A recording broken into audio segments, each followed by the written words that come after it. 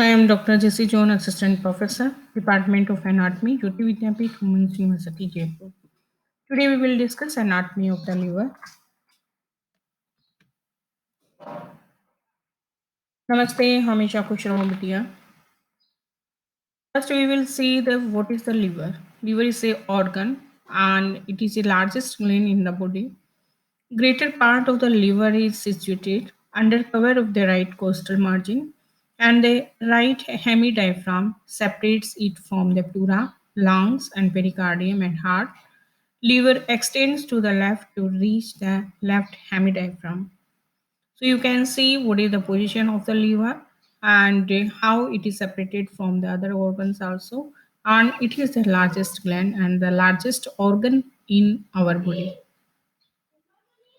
First, we will see the lobes of the liver. Liver divided into two large lobes, right and left lobe, by the attachment of the peritoneum of the falciform ligament. So it is divided into two large lobes because of the attachment of the falciform ligament. Right lobe is further divided into quadrate lobe and a caudate lobe by the presence of the gallbladder, the fissure for the ligament teres, and the inferior vena cava, and the fissure for the ligament venosum. So all these structure will further divide the right lobe into the quadrate lobe and caudate lobe.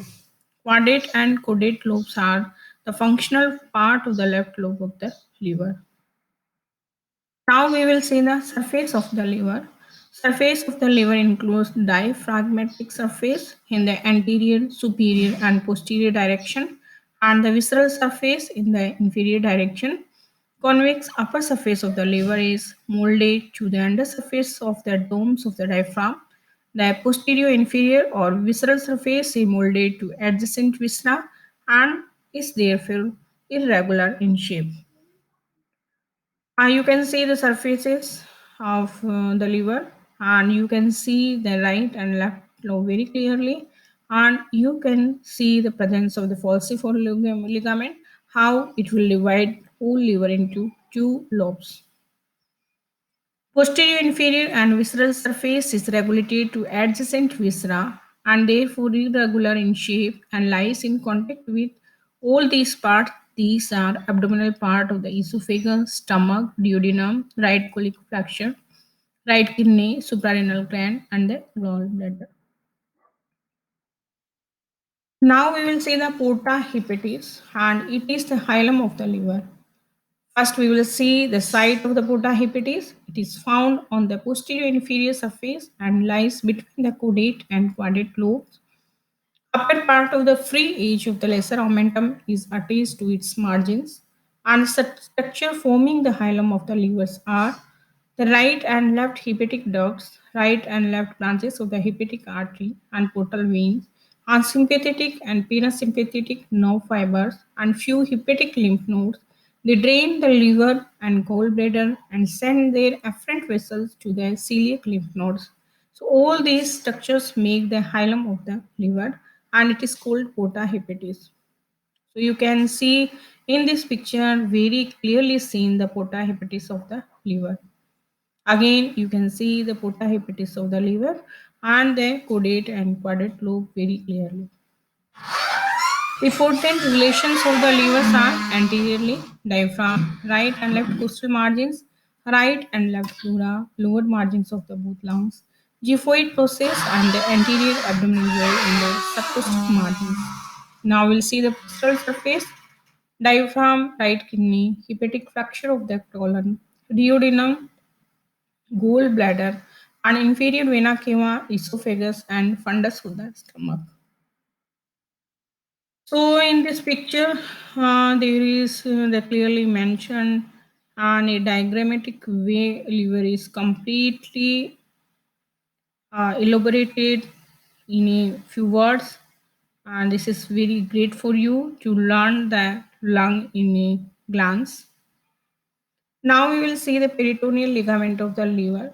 Falciform ligament is two-layered fold of the peritoneum that will ascends from the umbilicus to the liver. It has a sickle-shaped free margins that contain the ligamentum teres, the remains of the umbilical vein, and falciform ligament passes on to the anterior and then the superior surface of the liver then splits into two layers. Right layer forms the upper layer of the coronary ligament, and left layer forms the upper layer of the left triangular ligament. Now we will see the bare area of the liver. The right extremity of the coronary ligament is known as the right triangular ligament of the liver. It should be noted that the peritoneal layer forming the coronary ligament are widely separated, leaving an area of liver devoid of peritoneum. Such an area is referred to as a bare area of the liver.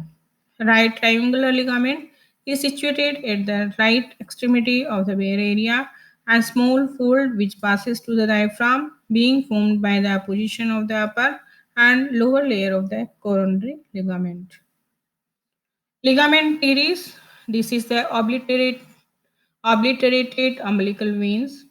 It lies in the free margins of the falciform ligament and passes into a fissure on the visceral surface of the liver and joins the left branch of the portal vein in the porta hepatis. Ligament venosum, a fibrous band that is the remains of the ductus venosus, is attached to the left branch of the portal vein and ascends in a fissure on the visceral surface of the liver to be attached above to the inferior vena cava. You can see all the veins and artery here. Now we'll see the blood supply by the arteries. The hepatic artery, a branch of the celiac artery, divide into right and left terminal branches and enter the porta hepatis. The veins, the portal vein divides into the right and left terminal branches that enters the porta hepatis behind the arteries, and hepatic veins emerge from the posterior surface of the liver and drain into the inferior vena cava.